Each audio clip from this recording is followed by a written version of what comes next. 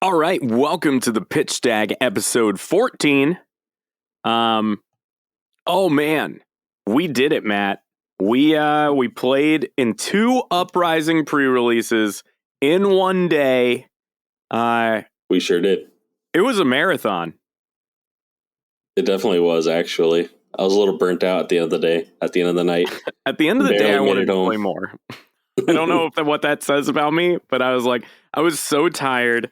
I've barely eaten. Like I went to a sandwich chain that will not be named without financial compensation. In between the 2 pre-releases, I ate that for lunch and dinner. So it was like, I don't know, less than 6 inches of sandwich That's scientifically for lunch and then for dinner again. And it was nuts. I had so much fun with this set. This set absolutely ruled. And on top of everything, we both hit top 8 of the second pre-release, and we got to do a little top 8 draft.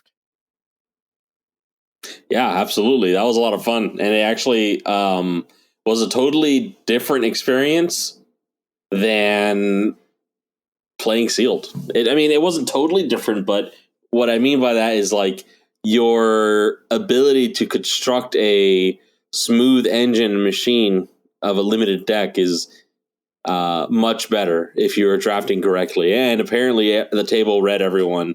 The table read each other very correctly. So it was nice when the table reads people when the people read the table correctly. Well, Matt, the reason I bring up our top 8 draft is I have a judge dagger today to throw your way. And I actually don't expect you to know the answer to this one, because I didn't know the answer to this one. And I'm only bringing this up because I feel like the people listening, that's right, the people, I feel like they should know the answer to this one. I deserve the answer too, which I'll get it in a minute once I answer it incorrectly. So this is going to be the extra sharpened variety of dagger, which means it comes from the rules and policy section. Oh no. Of the rule book. Matt, this rule is the same for competitive and casual. What are you supposed to do? And what are the people around you supposed to do if you draft a double-faced card in Uprising?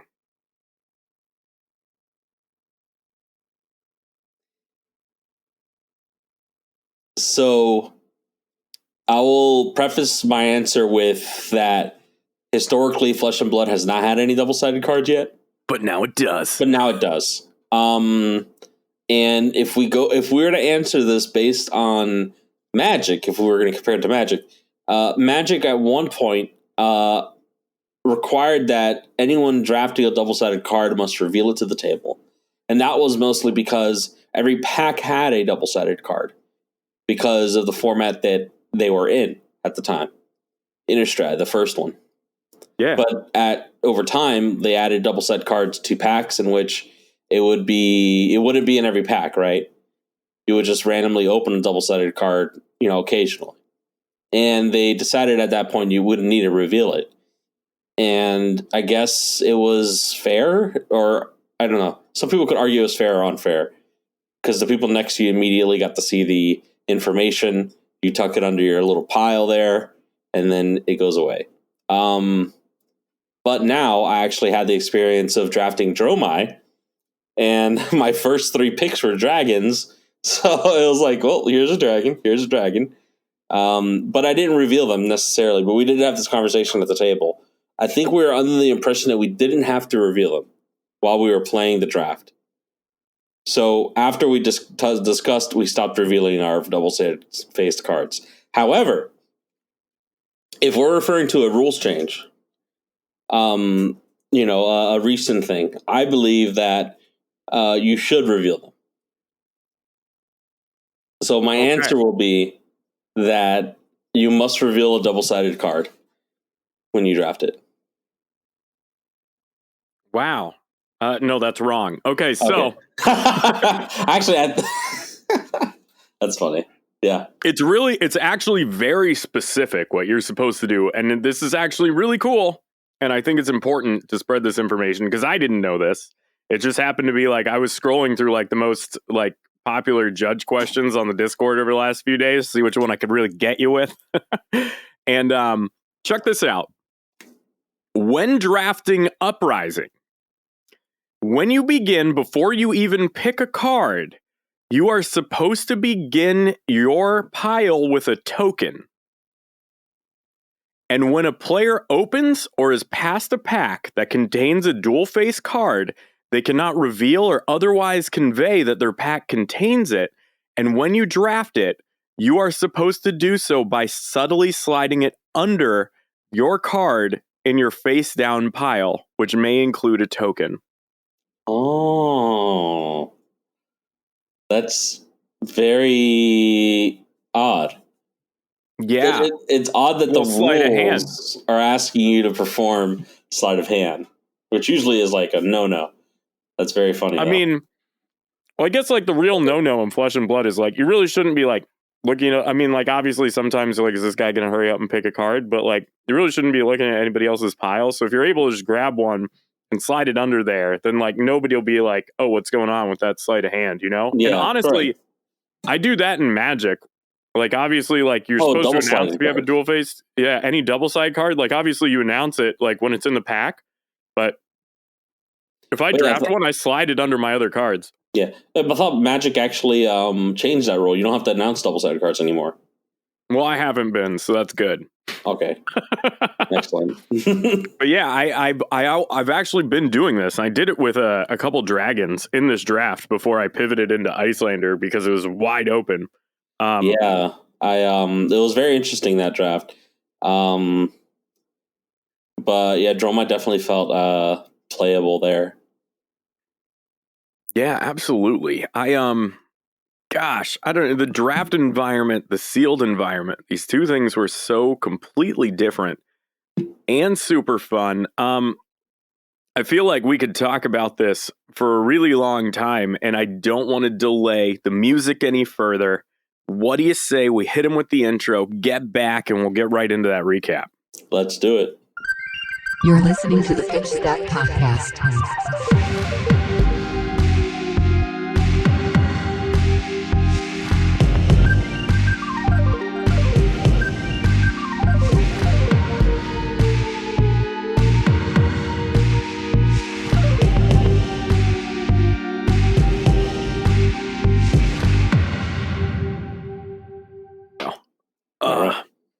All right, we are back from the intro. Uprising pre-release weekend. We hit a noon 25-player pre-release. We hit a 7 p.m. 16-player cut to top 8 draft pre-release. We saw a lot of cards, a lot of packs. Matt, I'm going to ask the question that's been on my mind all week, and I on purpose did not ask you this at any point on Saturday because I wanted to save it for now. What was your best pull? Oh, I didn't really actually pull that great all weekend, sadly. Well, I was given generously a cold foil double-sided token, which I will not count. But my best pull might have been the Spellfire Cloak cold foil. Ooh, that is quite nice. Yeah, it's a common equipment. I actually opened 2 cold foil equipments, I believe. Really? What was the other one? I opened or maybe it was 3. I think it was 2. Spellfire Cloak, which is in my first draft, and no, my second draft. That wasn't my second draft. My first draft had the cold foil Conduit of Frostburn arms. I mean, my first sealed. Sorry, my first pre-release had the Conduit of Frostburn arms for Icelander. Oh, interesting. Yeah, and then in that pool, I also had a Hypothermia. Ooh, that is not bad right there. But it's funny. My second pre-release, I opened 2 Hypothermias in my pool, one of which was foil, including the cold foil Spellfire Cloak, and I didn't play Icelander. It was tempting to, but I did not. I knew what I had. I kind of like, yeah, I had a lot of temptation to play stuff based on cool polls, but I actually, first pre-release, I went Ninja, second pre-release, I went Dramai, and then third, and then in the draft, at the very end, I went Icelander. So I got to hit all three bases. That's funny. We did the opposite. My first sealed was Icelander, which I went 3-1 in. I only lost round 1. Damn. Getting my bearings together. And then I didn't make top 8, but my second one, I went Phi as well. Did we play in the Swiss mirror match at all or no? I don't think we played at any point in the day up until the draft, yeah. Up until the draft, yeah. Yeah, my Phi pull was like absolutely insane. Like the amount of reds and like synergy I had, like actually good attacks. I didn't have any crazy like Phoenix Flame combo cards except for Rise Up. That was like one of them I had in my deck. But the rest of the pool was just insane. My deck consisted of like 4 yellows and like 8 blues. Damn. And then the rest reds. My Phi pool was bad. When I played Phi, it was just in sealed, and something like, I'm sure anybody that played in the pre-release this weekend realized that you have an 80% chance of having a Phi pool. That's just that's just kind of how it works. Fair. And I don't know. It seemed like there was a ton of Phi, and so here's something that's interesting though. I had absolute nut god hand Dramai pool going into Swiss of that second pre-release. And just to explain how good this is, all week it kind of felt like Phi into Dramai, or all day, Phi into Dramai felt like an auto loss. Like just Phi absolutely eats Dramai alive. And in all 4 rounds, I played against Phi and I went 2-2. That's how good my Dramai pool was. So it was, I don't know, it was really cool to see Dramai at like the height of her power. But then in the top 8 playing against you, your draft deck, obviously, because draft decks are a little curated, was much sicker than my Dramai pool. And I gotta say, you built a hell of a deck, which is why I got absolutely crushed. Cannot deal with large amounts of arcane barrier dragons. You're on like B100. Yeah, it's crazy. You know, the quell equipment, the quell items actually come in very handy. Not just the arcane barrier. I mean, the arcane barrier is a more convenient thing to use if you've got it as well. But I just want to point out that the quell things, if you don't have the arcane barrier, are like very valuable in that matchup. And also not to bash on Helios meter either. Is it meter? Mitre? You know, how do you pronounce that? Popat? A lot of people, people don't really know this about me, but I don't know how to talk. And so I have no idea. I'm actually going to Google it real quick. I'm just going to put in miter. I'm going to say miter because I'm pretty sure that's how you spell miter saw. We're going to put in miter with definition. That's also important to do if you're also Googling this. And let's see. A miter is a type of headgear now known as the traditional ceremonial headdress of bishops and abbots. Huh. It appears to be based on this IPA pronunciation key. Okay, so it is M as in my, I as in tide, T as in what? T as in tie, E as in letter. Yeah, okay, it is miter. It is miter. I should have got that by the third vowel that I highlighted there. So it is Helios miter. For those of you playing along at home who've been so frustrated at me trying to figure this out for 45 seconds, you're probably like, I studied as an abbot and I know about those hats. Or they're you're wasting my time, Doug. I don't know. We'll find out. Helios that equipment's actually not too bad. It's nice to have as a freebie. it's pretty costly, but it helps in a lot of situations considering it's an activated ability in a format with frostbites. So I mean, I don't know, it's not the worst. Well, also, Helios Miter, and one of the things that I like about it, when I was playing Dramai, there is this line of play that doesn't come up very often, but if you absolutely need Ash tokens, you can just prevent damage from a target of your choice. It's not like Quell, where damage that was about to be dealt needs to be prevented. You can just target something. So you can target, like, the other hero's weapon just to pitch 2 reds. To generate Ash tokens without any impending damage, which is fascinating. And it really just shows... I was not expecting the limited environment of this set to be as deep as it is, and it is very deep. In my 3rd round of Swiss, I played against Will, who was on Dramai, and he was also on Dramai in draft. But I played against Will, and his turn 1 play was to pitch to Helios Miter to make Ash. Yeah, and by Will, obviously, you mean Pro Tour Dallas top 8 competitor Will Laystrom. 3rd? Yes. Yeah, who absolutely, as you can guess, for those of you, or not Grand Prix Calling Dallas, sorry, there's 1,000 names to these things. Calling Dallas is limited, and Will absolutely stomps people's faces in limited, as we learned this week. He's just an elite limited player. And you took him to the buzzer, though. Yeah, I mean, we faced off again, and he got his payback on me in the Dramai Mare match and draft, because you and me faced in the quarterfinals. I was on Dramai, you were on Icelander. I won that one, and then we played the Mare match again. And, not again, I was on 5 previously.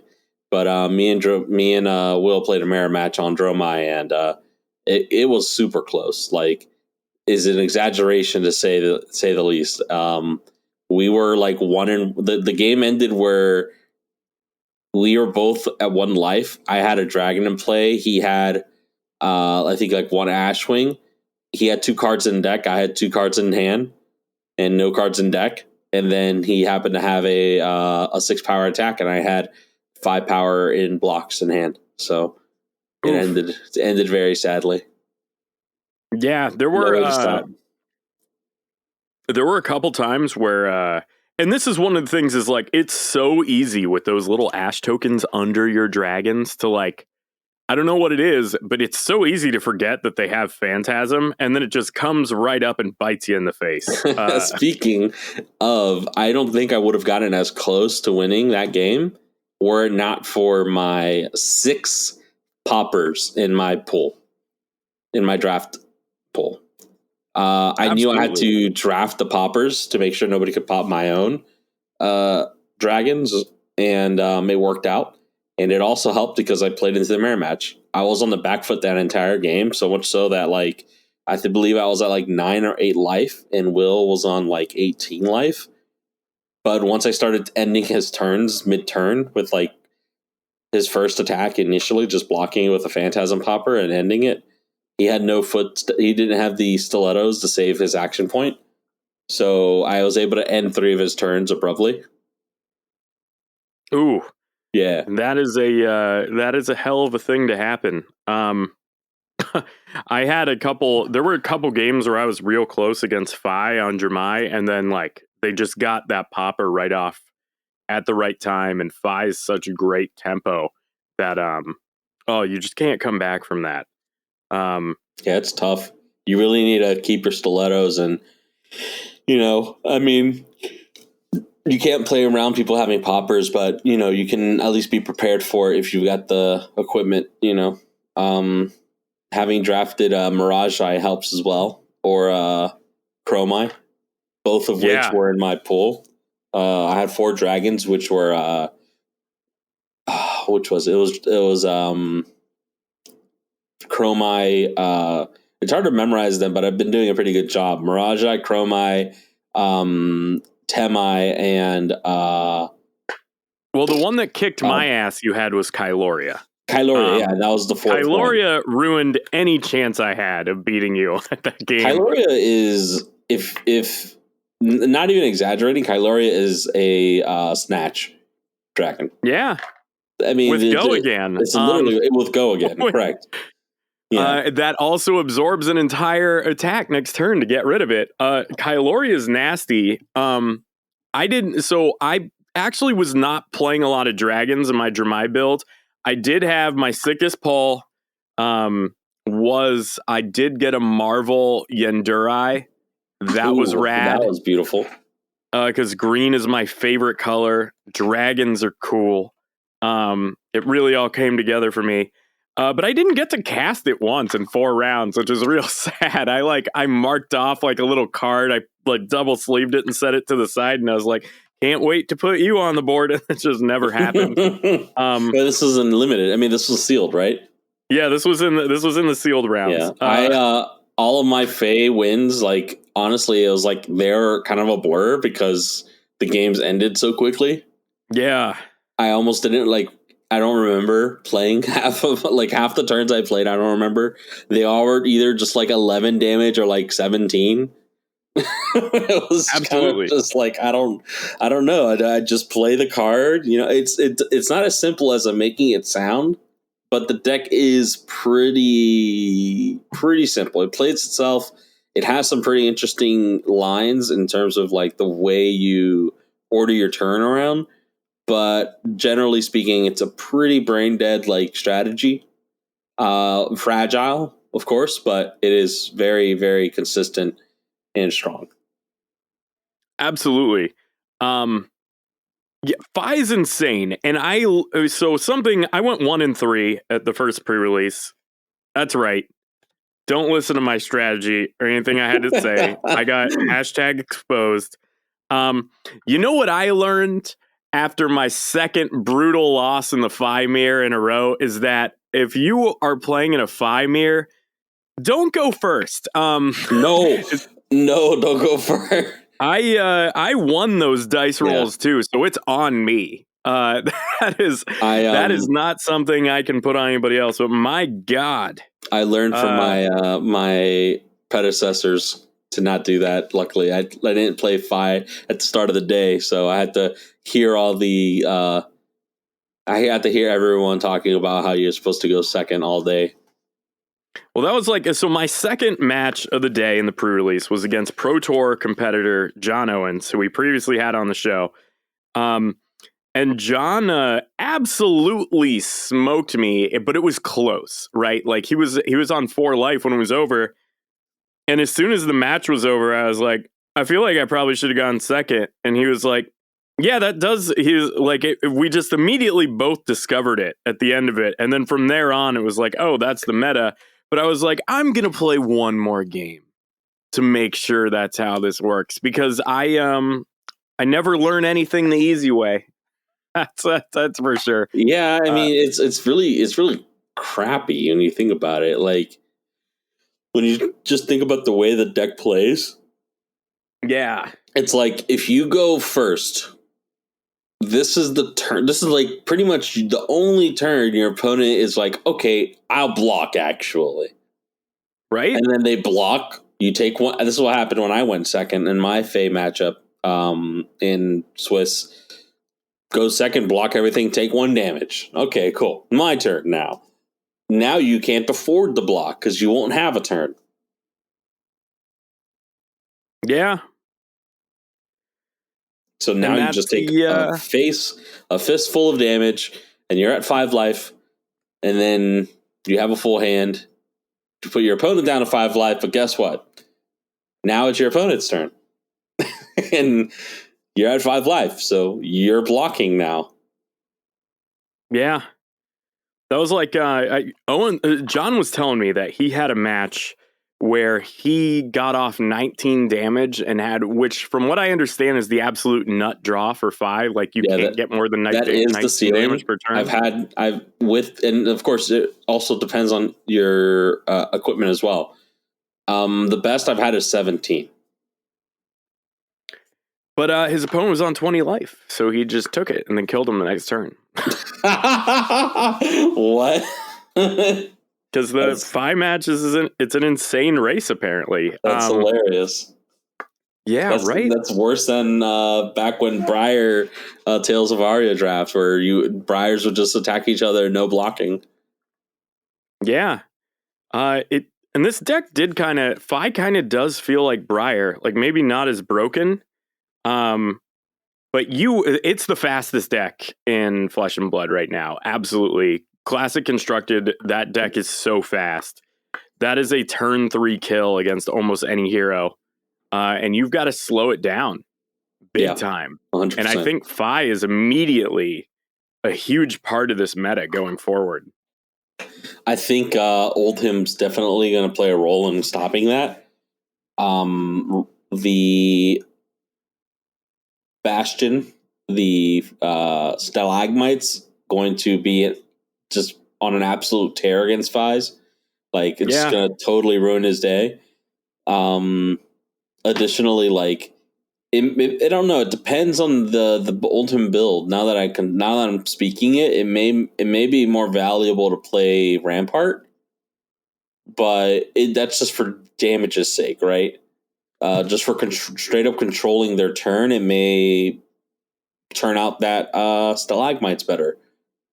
But I do know that Lexi and Icelander are gonna be an absolute hell matchup for Fi, for sure. Oh, absolutely. It's kind of interesting. I was having this conversation earlier today. Do you think that other aggro decks will be able to take, there's that classic thing of Magic and trading card game theory, who's the beatdown? Will other aggro decks be able to take on a control role against Fi, which seems to be the lowest to the ground and the fastest?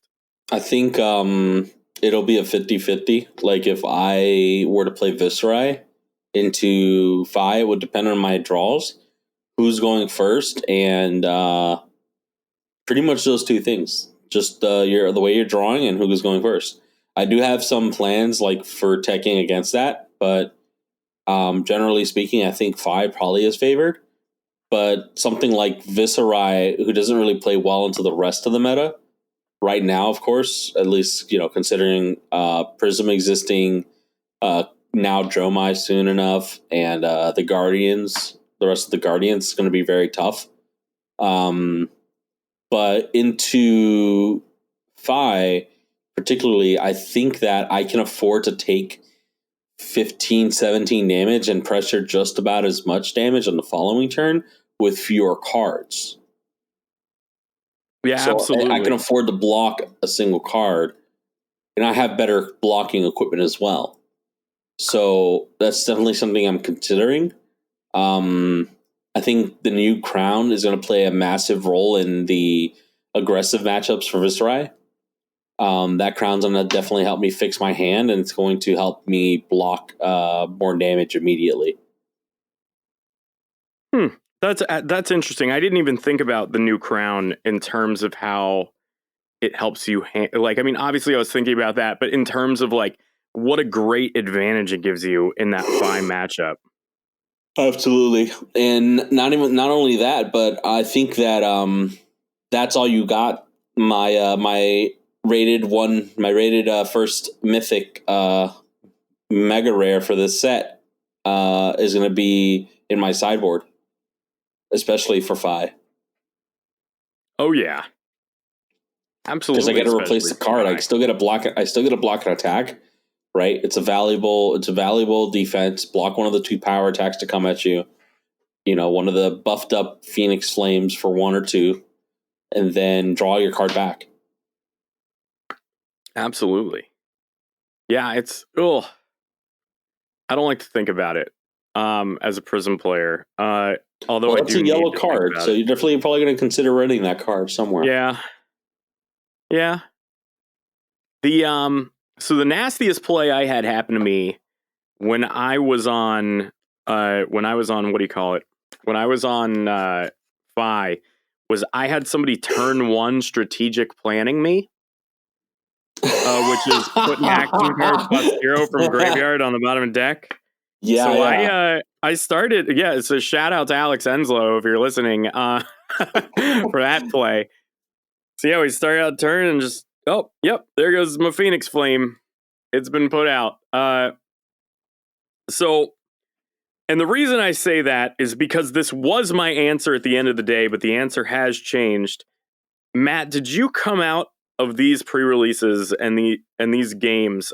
Did you come out of this with a new or with a favorite card from this set?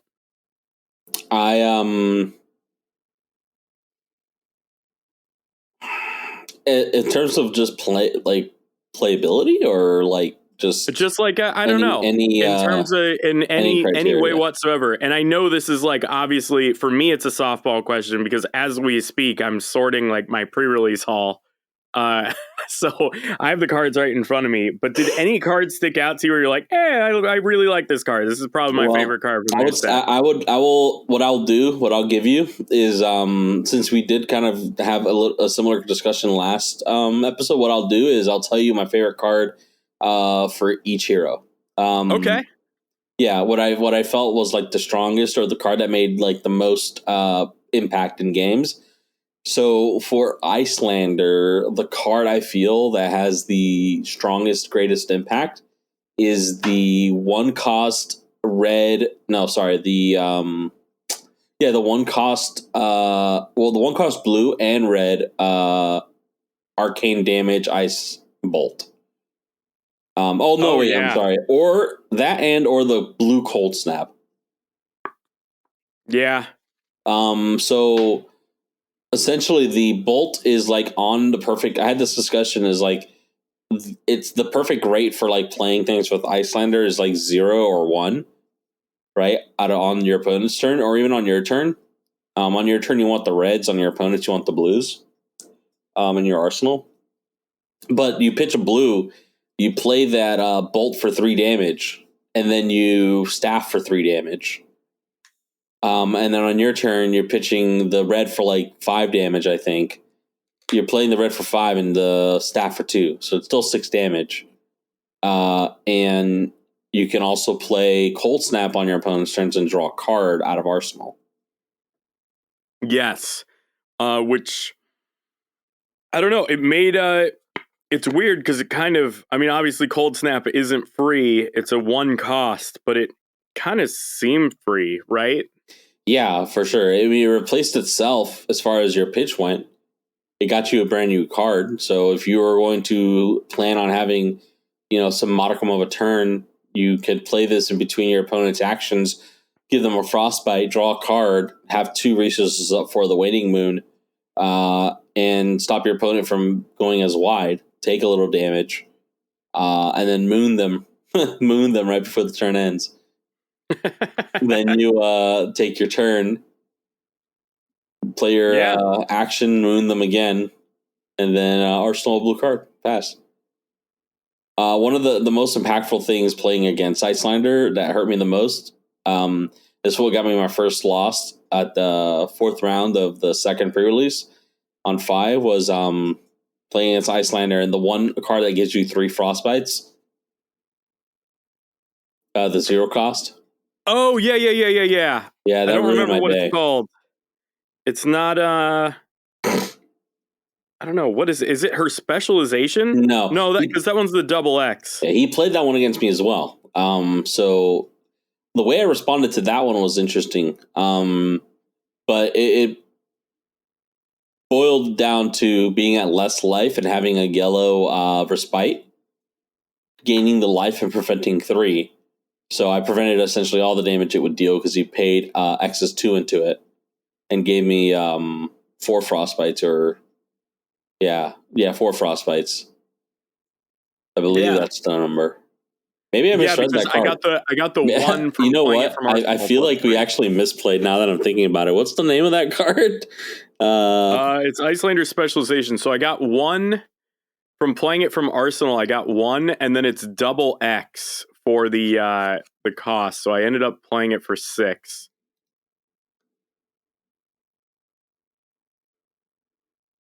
But that single card... Did he pitch his entire hand to do this? Hold up. No, I pitched 2 blues. I still kept a yellow in hand, so I'd be able to hit you with a Waning Moon. Was this against you? Yeah. Well, I don't know. I played that card against you, and I made 4 frostbites. The Icelander specialization? How'd you make 4 Frostbites?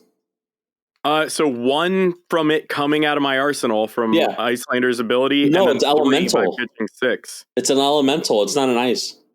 Oh, no. Yeah, that's what it was then. Then, yeah, it was 3 because I remember you caught that. Then I'm confused. Why did I break even? We're gonna. Why'd you played the card that gave one of your ashes ward 4, right? No, I played that. I played. What I'm thinking about was a game against Angel, I believe. I don't think this is against you. Oh, okay. Yeah, I don't believe this is against you. That's odd. Anyways, on another note, Arctic Incarceration, by the way, is the one. Say what? We were trying to think. Arctic Incarceration is the one we were trying to think of. Oh yeah. Screw that card. I got hosed by that pretty badly. It happens. So yeah, for ice, I believe I would consider Cold Snap to be one of the better cards. Okay. And for Dromai, Dromai is interesting.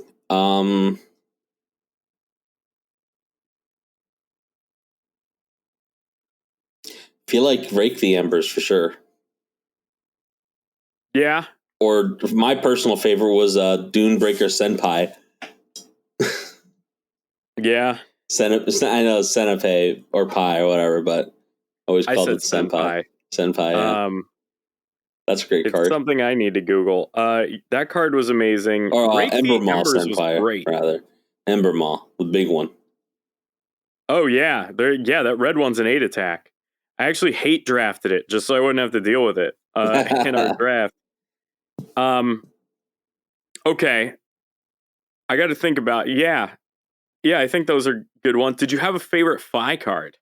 Yeah, Phi card?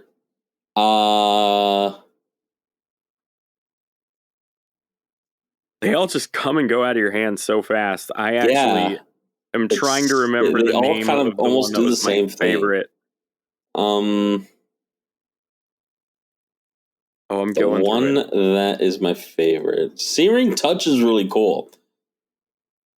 Ooh, which one's Searing Touch? That's the one that does random 2 damage. That's not arcane to any target. Weird. Yeah, so if you have Rupture, it's a 1 cost 3, and if you've got Rupture, it gets to deal 2 damage to any target when you attack with it, and it's not arcane. Huh.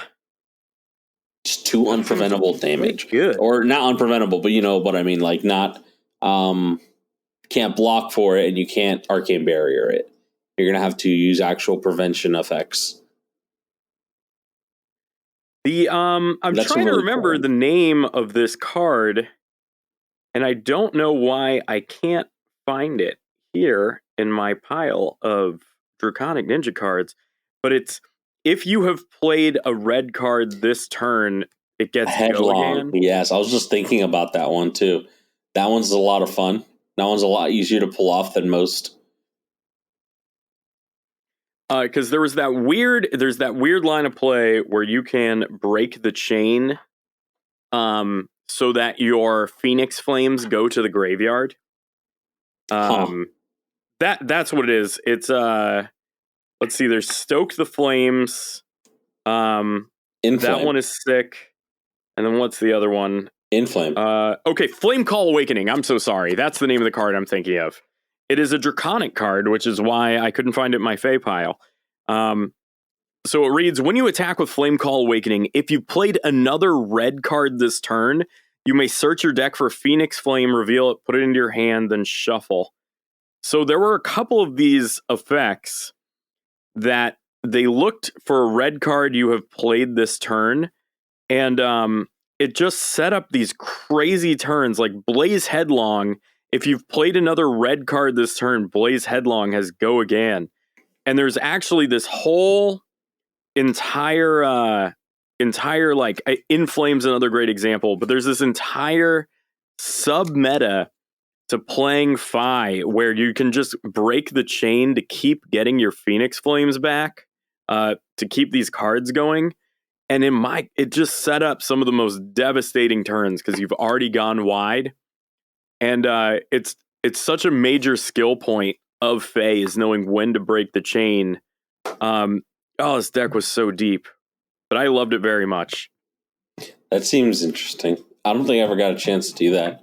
I only had a single. I believe I had a single Flame Call Awakening and like a single Inflame in my pull. I had a couple of each, and when I first saw that line, I smiled a very disgusting grin when I was like, "Oh, I can do this."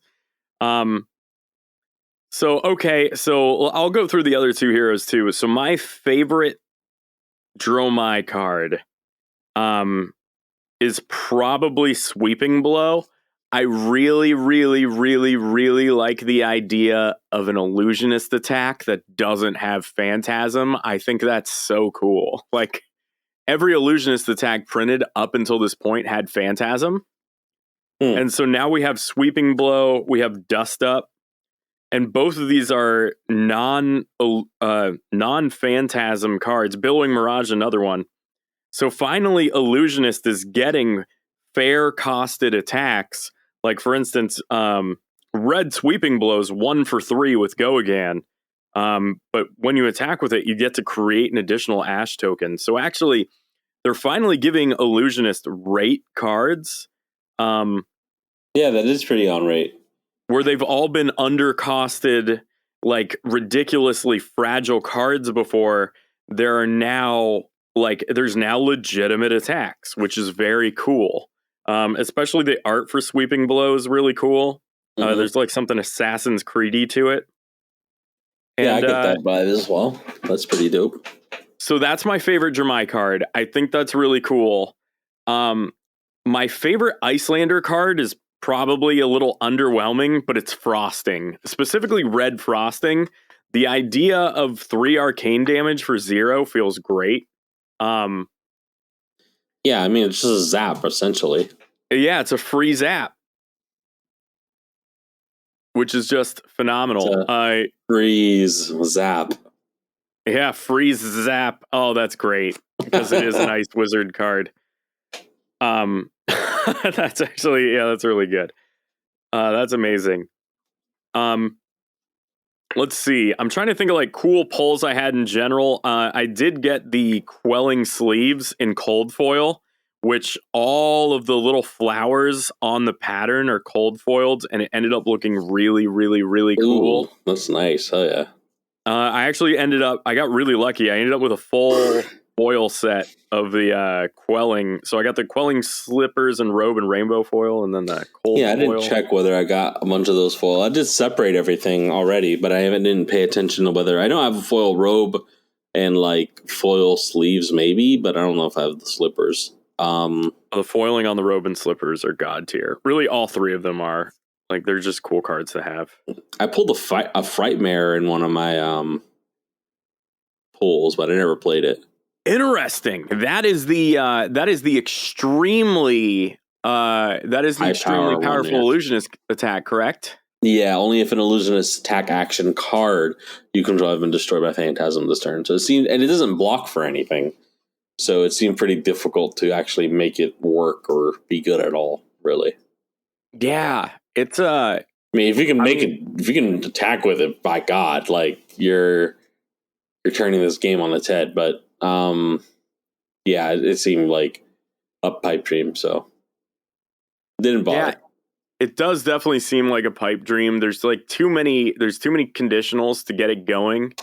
That said, how many cards in this game attack for 13? Exactly 1.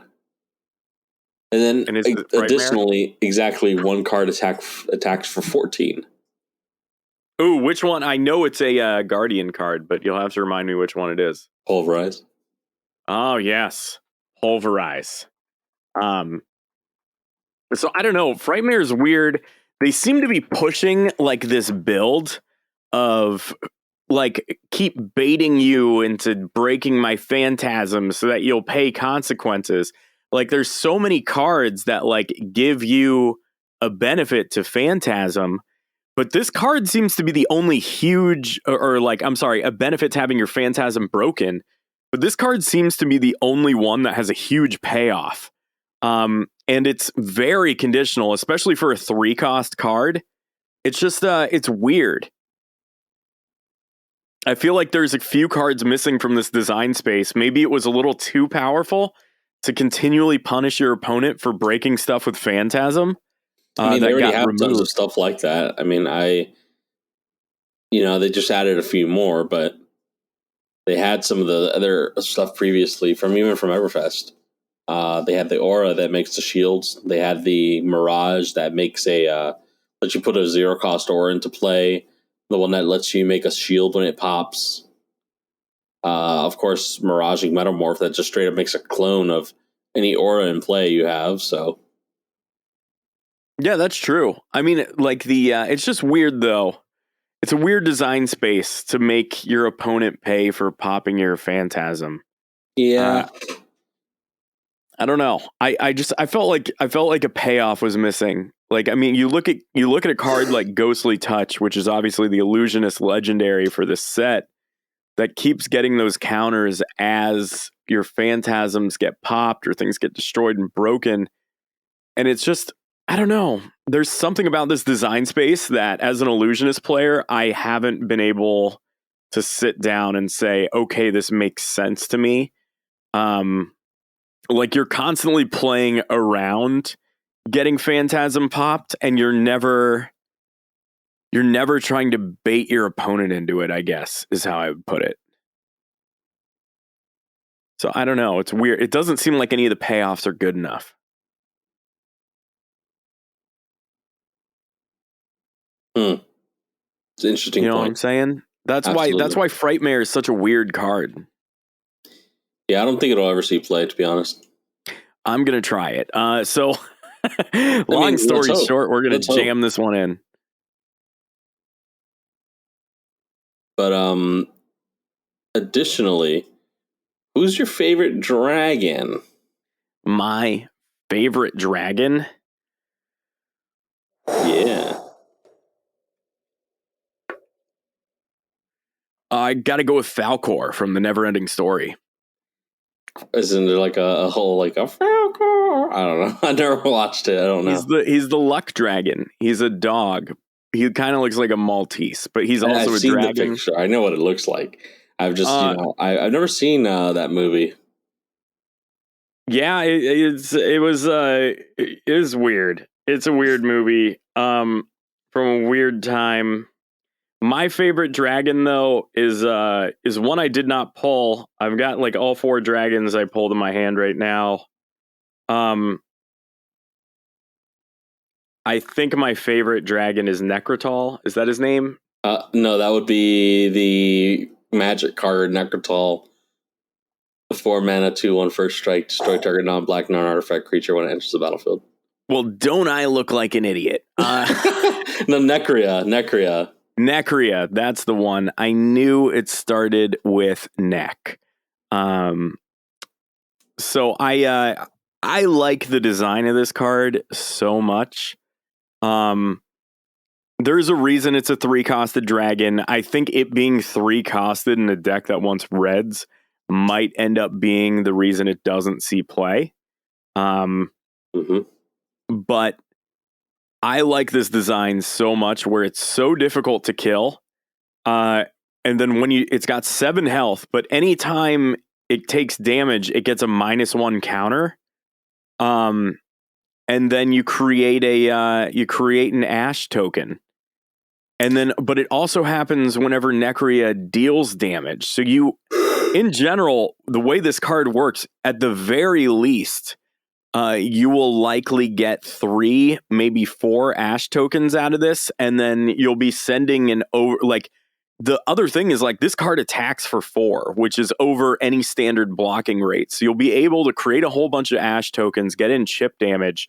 I understand why this is a 3-costed card, but I think in any Dramai build, you're gonna run enough blues where this becomes a very good card. And I think I definitely was going to say that. No, I agree. I was saying a lot of people feel like they are playing this like all red deck, and that's just not the case. I mean, yeah, you are going to play mostly reds.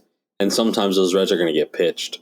But I think that they're overstating the necessity of having a mostly red deck, and I think that it's definitely going to be closer to being a sort of like 80-20 deal.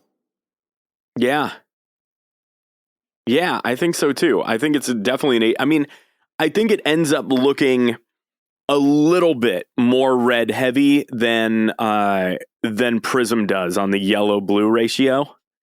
I think you end up with a little bit more red of a deck. But it's interesting, right? Because the whole principle behind your Mai is you have to play that red card first. And a card, especially a Majestic, that I severely underrated looking at previews until I actually got a chance to play it, was Burn Them All. Burn Them All is crazy good. This card is so good. Like, I so underrated it because I was like, oh, what? You get to deal 1 arcane damage like the one time it happens. What I didn't realize is how easy it would be to keep this card in play, but more so than anything, once you already have a nice board state of dragons, to have a 0 cost red go again just to start your whole chain of go again dragons. And I feel the same way about Skittering Sands, and like to a much lesser extent, Dust Up. Ooh, Overture. Which one's Overture? I said, oh, for sure. Oh, for sure. I was like, Overture. That would be a great card. I mean, doesn't that sound like a card? Yeah. So, unfortunately, Dust Up doesn't have a go again. If it did, that would for sure be an excellent way to start your go again turn. Yeah. So it's interesting, right? Because you have Sweeping Blow, which is going to give you 2 Ash tokens if you're pitching a red for it. You have Skittering Sands. So, like, she has these tools that are just like turn goers. And then you've got this thing that's going to keep giving you chip damage while it stays in play and Burn Them All. And I feel like that's such a good card. It's fascinating. And you end up with so many red cards in your graveyard, especially late game. You can very easily afford to keep 2 of these in play for several turns. I really underestimated how easy it would be to keep this in play. I think I was so used to Channel Mount lasting 2 turns if I was extremely lucky that I don't know, I was regularly getting 4 turns out of my Burn Them Alls. Yeah. Yeah, for sure. I've seen it go up that much. Yeah, I mean, it was just a phenomenal card. My favorite dragon's Vincerakai.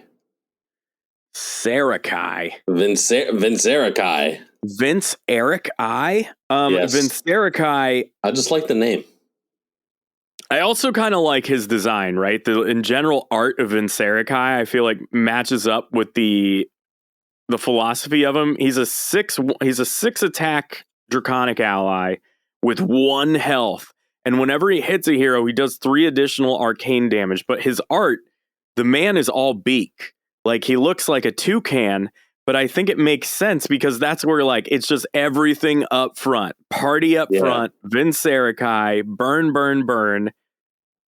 And he's another 3-costed dragon. Yeah, because he can deal 9 damage. He usually will if you play your turn correctly. Yeah, absolutely. Because, I mean, like, you may not be able to block that if you've blocked something else that turn. Say you go, like, hey, pitch a blue, play a red Billowing Mirage. Okay, you attacked for 3, and now I'm going to attack you with my existing dragons. Say you block one of them, and then you go, okay, here, I'm going to cast and invoke Vincerakai and create Vincerakai. And now I'm going to attack you with Vincerakai, and you can't block at all. Yeah. Which is so gross. Mostly just like the name. Yeah, Vincerakai is sick. It does really roll off the tongue. I think Mira Guy is really good too. Yeah. I underrated him a lot. Probably one of the more playable rare ones, but yeah. Absolutely. There were just so many times where I had one really sick dragon out, which was almost always, I mean, like, if you have out like a Kylori or an Asvalai, it's just so good to have Mira Guy as your support dragon. to keep your other dudes alive. So I don't know. I loved it. Agreed. So I don't know. Matt, did you have anything else you wanted to add at the pre-release, like about the pre-release? Because I had so much fun. I don't. Not particularly. I mean, I think we covered it all. I mean, yeah, I enjoyed it. I had a good time. Absolutely. Looking to play more limited. Yeah, it's a hell of a limited set, especially with RTN season coming up. Seems a lot of stores are focusing on RTN. You know, we speaking of RTN coming up, there's a lot of changes for judges that are happening post this RTN. And I think, I mean, a lot of this was a long time coming, but one of the things that I find interesting about these new judge program updates that are happening is now for anything above an armory, well, I mean, above a skirmish, like we'll say a skirmish is one level above an armory. Anything above a skirmish, you now need a level 2 judge, which is, I guess, a little bit in line with what Magic the Gathering does. Yeah, to a degree. But this is still a very new judge program, and one of the requirements is you need to have a recommendation from a level 2 judge to become a level 2. And who knows a level 2 judge? You know what I mean? Yeah, I mean, I don't personally, but that's going to be one of our goals is to get into, contact with a level 2 and then see if we can learn some new things and get our tests going and hopefully move up the next tier. Yeah, absolutely. It's interesting to me that they time locked it, which I guess is okay with the way they're starting it. But I don't know. I think there's people who will go away from judging for a while. Like, I don't know, they're adding in these recertification charts, recertification tests, things like that. And I don't know. The time locking's interesting. I know they put it 120 days. I might have put it at 90 and just make the test a little bit harder, especially because it's weird to have the 120-day time lock and you need a trusted level 2 judge to sign off on you. I think that's an interesting combination of things that they didn't necessarily need to do. But there is part of this new judge program that I think is fascinating. It's something I wish Magic the Gathering would do. And that is they are adding, with the release of every new set, a recertification test that every judge needs to take. On the new rules with each set being released. And that's fascinating to me. That's actually pretty interesting. That's something Magic does not have. No, not at all. Sometimes I'll read a PDF and then go to lunch with one of my Magic judge friends and hope we figure it all out in time for the pre-release. So I'm glad that there's something a little bit more formal here. And on top of that, though, this Road to Nationals is going to be the last one that is happening under the old format. So I'm going to need to get my level 2, which is going to involve me reading a lot of the comp rules over and over again to make sure I get all the minutia down. What are we getting for judging this Road to Nationals? I'm pretty excited about it. Matt, did you have a new look at the new I did. Taipanis? Taipanis, I believe. I think that's right. Yeah. I hope. I'm not going to propose an alternative. Yeah, we saw him before when they announced that they were going to be giving him out to Pro Tour judges. But now we're getting rainbow foil ones for the judges for all the Road to Nationals as prize support. I don't know if that's the only not prize support, but judge support. I don't know if it's going to be the only judge support, but that's the only one they've announced so far.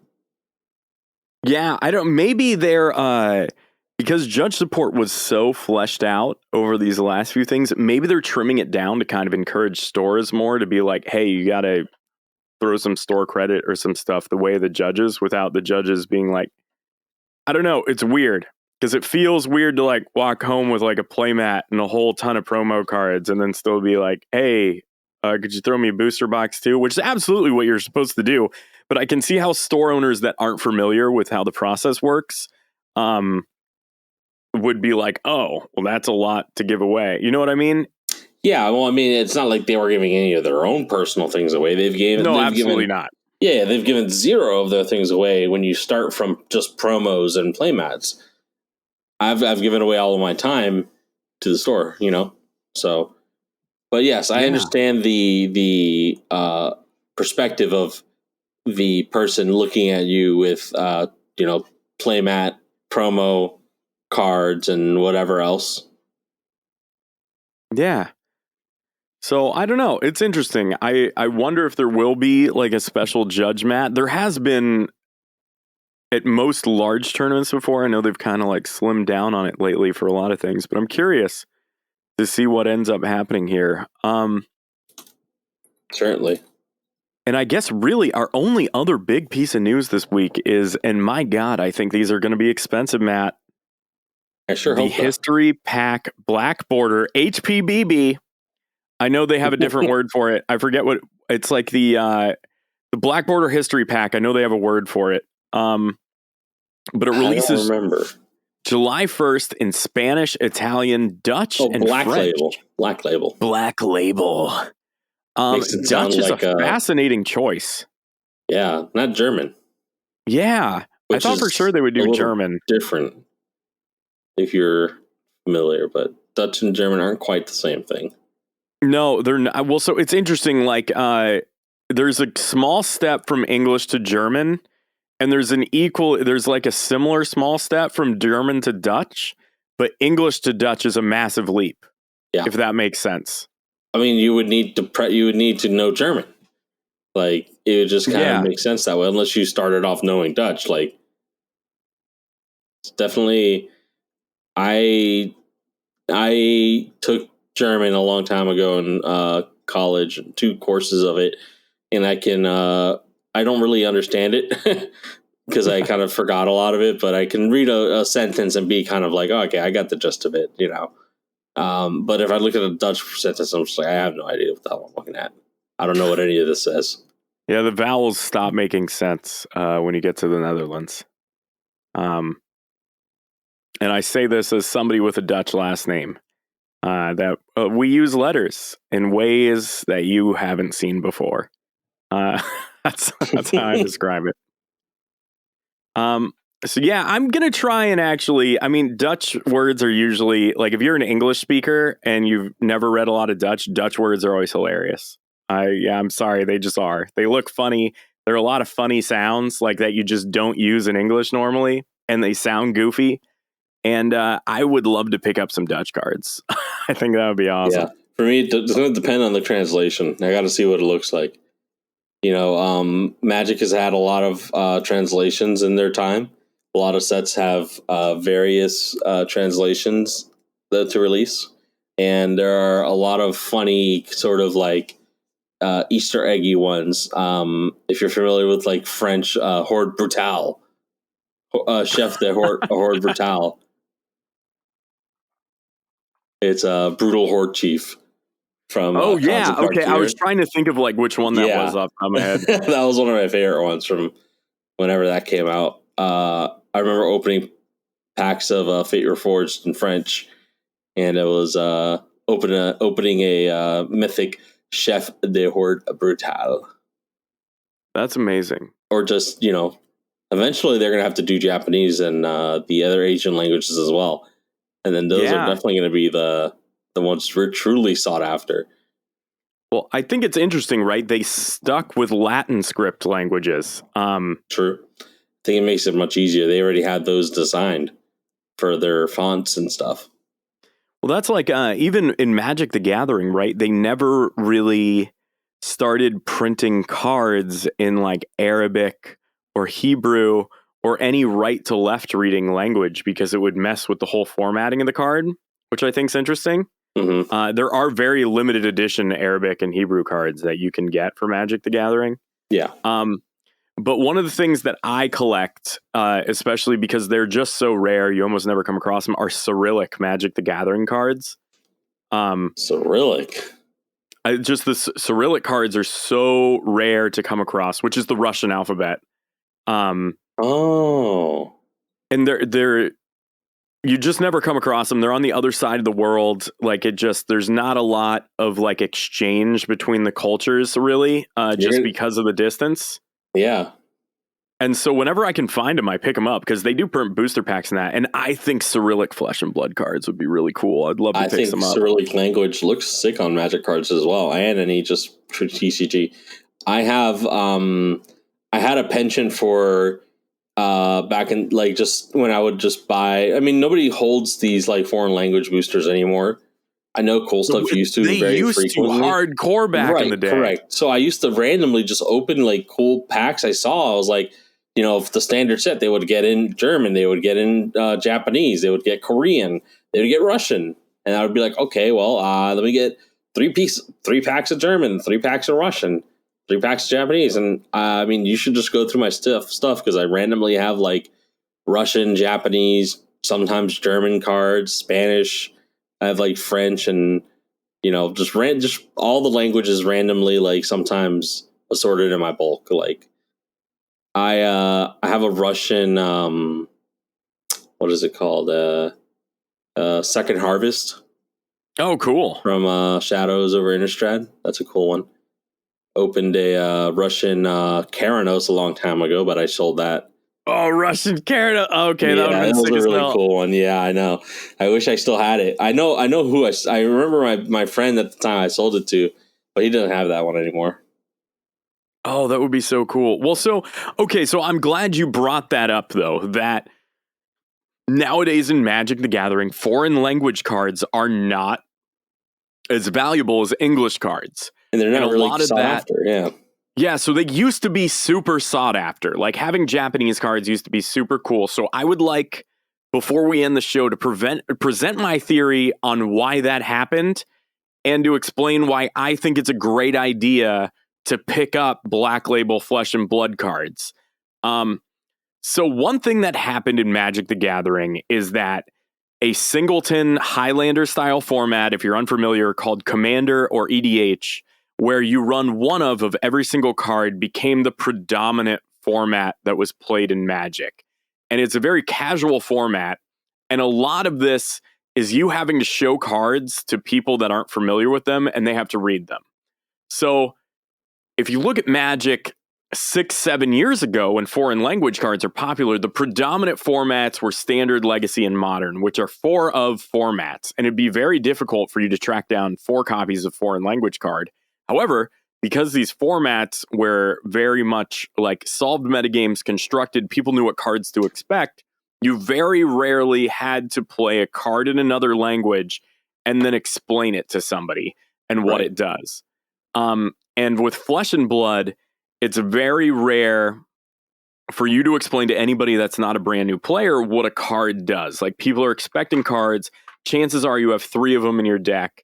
And because of that, I think foreign language cards will be extremely sought after in Flesh and Blood because they do not run into the singleton problem that EDH does. I don't know. That's my rant. I mean, that's a good point. I mean, I think that I never had any issue with that, but I do know that I have encountered players, who just don't. I mean, I sometimes run into the fault of assuming people know what cards do, and then having to explain them and being like, "Oops, this is in Russian," or "Oops, this is in Japanese." Let me pull up the actual, Oracle text. Yeah. Or when I want to mess with somebody, they're like, "What does that card do?" Or, "Can I read it?" I'm like, "Sure." I pass it to them. I know very well they don't read this language. I'm just passing it to them so they can read it. It's like in Japanese. They're like, "Oh, I don't read this." Yeah, it's like I don't know. It's such a great little subtle humorous moment that it comes up occasionally in EDH. I don't know. I still relish it whenever it happens. Yeah, EDH definitely would be the ideal place though for all of your foreign language cards. Yeah, it's right. It feels like it should, and that's why maybe my theory is incorrect, but I do think it has something to do with singleton, as why it became I mean, unpopular. It's a convincing argument. I feel like you're probably right. I mean, at some point, either at a supply level or at the player base level, something changed and it just wasn't as desirable. Yeah. Super weird. I remember I pulled a Japanese Kiora out of a Japanese Born of the Gods booster pack, and I thought that was the coolest thing that ever happened. I mean, that is pretty cool, though. Yeah, it was pretty rad. It was sweet. I still think about it all the time. I was the only person in the store, so I couldn't be like, hey, everybody, look. Oh, right on. Well, I don't know. I think we did a lot of covering. It's so weird, right? They delayed the release 2 weeks. I was really kind of looking forward to some early metagame results, but now we're just going to have to grind on TTS with hopes and prayers. So I don't know. I guess going into this, Matt, do you have any final thoughts? This also means that we're getting a delay on unless they decide to give us an update this Friday with the BNR. We're getting a delay on Living Legend. Oh, that is true. Yeah, that is correct. Maybe relevant for your local armories. So Chain is now legal for 10 more days. Yeah. Hopefully no one's needs to play test a deck that's going to be leaving the format soon. So yeah, absolutely. All right. Well, I think that does it for this week. We'll see y'all next week, where hopefully there's stuff to talk about, given this delay. If not, I'll invent things. We will find a topic. Absolutely. Until next time. Take care.